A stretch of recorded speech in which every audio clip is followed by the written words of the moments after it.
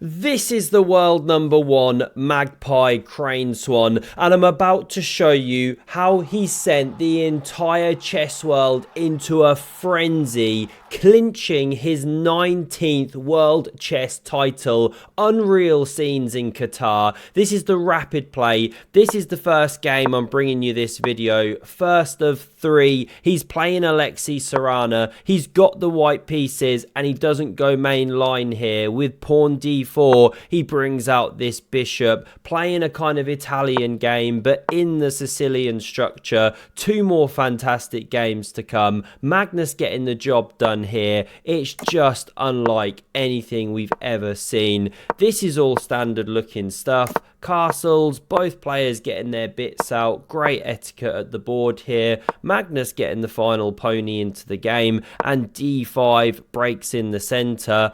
This is a bit of a knee-jerk reaction. We're in the back cave, analysis mode, board's a bit greyed out, so you know, not so hot. You actually develop this black knight into the game, huge pressure on the pawn, ain't the way to go. So bishop b5 is played. Now, sometimes that bishop's getting a bit clumsy, right? What if the knight moved away? It's a whole other story. Let's stick with the game. Black should take here, but it wasn't played. Split up this structure. In the game, queen c7. Now, that move is fine if you first chuck in this takes. But now Magnus can get the structure he wants by immediately taking. But he doesn't do it. He gives another chance for black to take. Srana doesn't spot it. Again, Magnus doesn't need a second chance now. He does snap off that knight. Queen recaptures. Yes, you've got the legendary bishop bear. They can be powerful if the board opens up. But this board ain't opening up.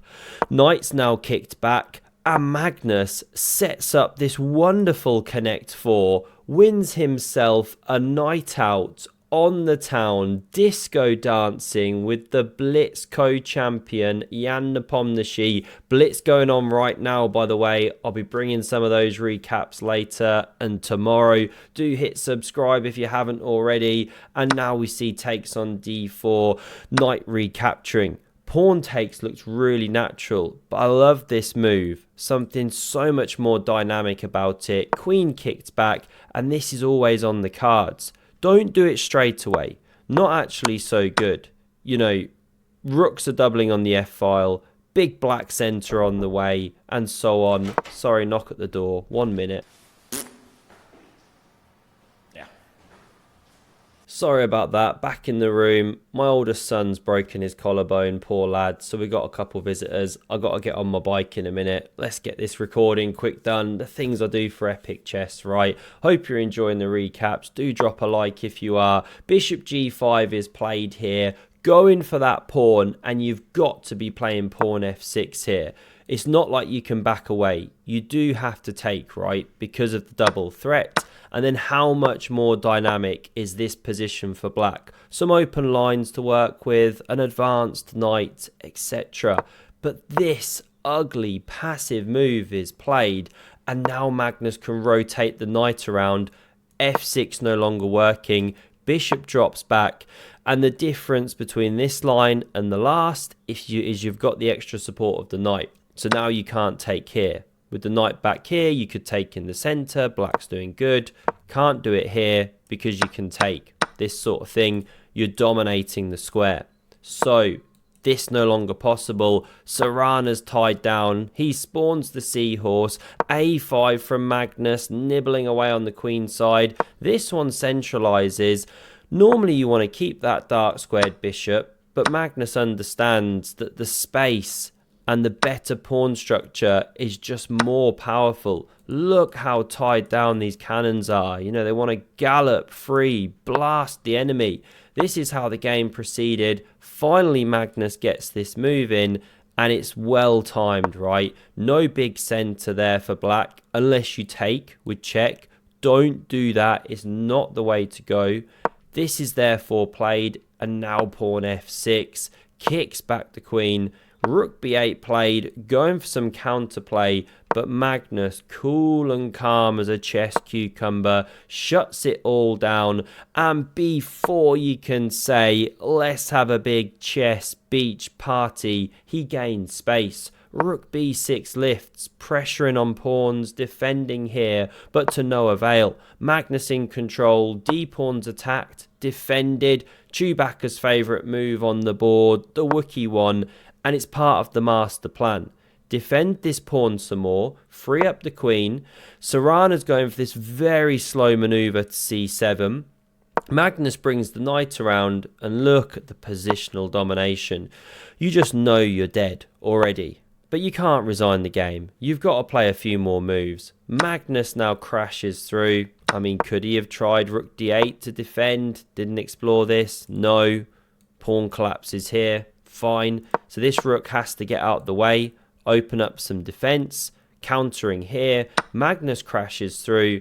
No time to take. Rook would be taking the queen and then bouncing back to take this queen. You're a rook ahead. So this was played.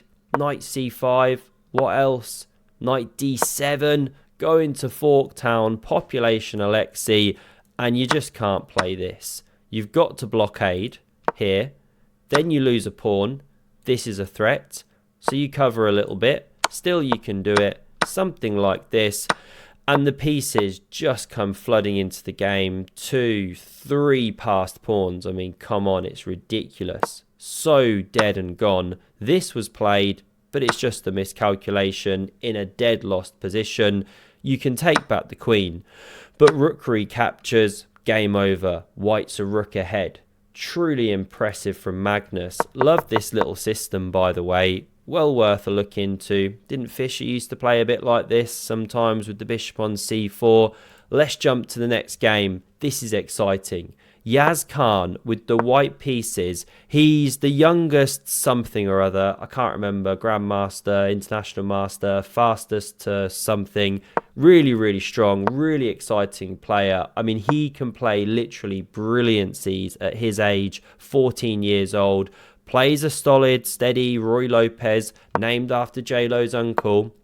And Magnus reverts back to a system that he has been playing since childhood. Like, I think maybe he was almost playing this even before he started dabbling with tons of openings, as his old coach Seaman Agustin, how do you say the name, I forgot, told him to do. He started dabbling, but this was like one of his first ever systems, the Breyer system.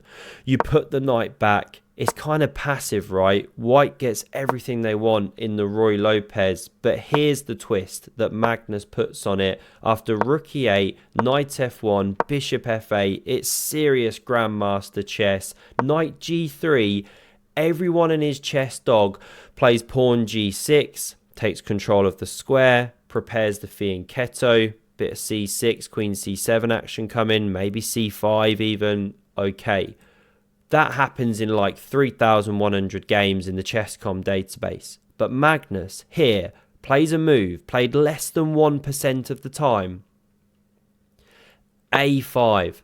Only 22 games in the Chess.com database, which I don't think is comprehensive, but it's still fascinating. This bishop now pressures the undefended pawn, and before you can say, let's have a big chess party, hope you've got some good New Year's plans coming up, get the board out, bishop d2's played, and pawn to c ships.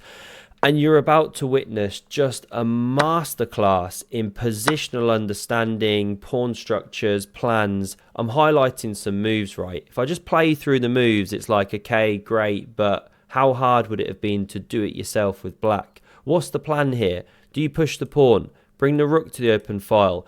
Nudge the queen on c7? Bit of g6, or maybe go h6 first, king h7, prepare g6, because obviously you can't do it all straight away, or h5 even, then g6. Do you take? Do you push d5? All these ideas swirling. Now we'll just stick with what Magnus did, because it's stunning. He goes for that exchange of bishops. You could drop off, but takes is played, understandable. Now we see queen c2. White with the small edge, you know, you've got that slight extra space in the centre, but it's not too much. Magnus challenges the open file, And to give you a sense of how hard it is to play against Magnus in these positions, top move, give up the open file. Okay, that's easy to understand. Not. Rook b3, maybe. Okay, fine. Magnus can always double. This was played, takes back, bishop e3 is best. Yaz doesn't understand the pawn structure properly. Not that I'm saying I do. I'm just running with what the all-powerful engine tells me.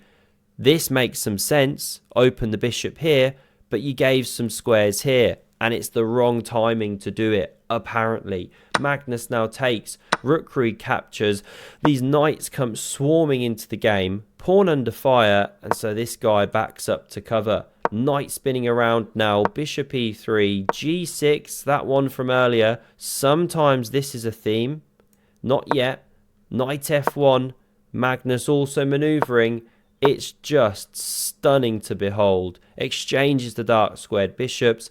I was exploring what if you don't exchange and play some other move, let black take and plug the holes with the pawn, but then you have pawn structure issues.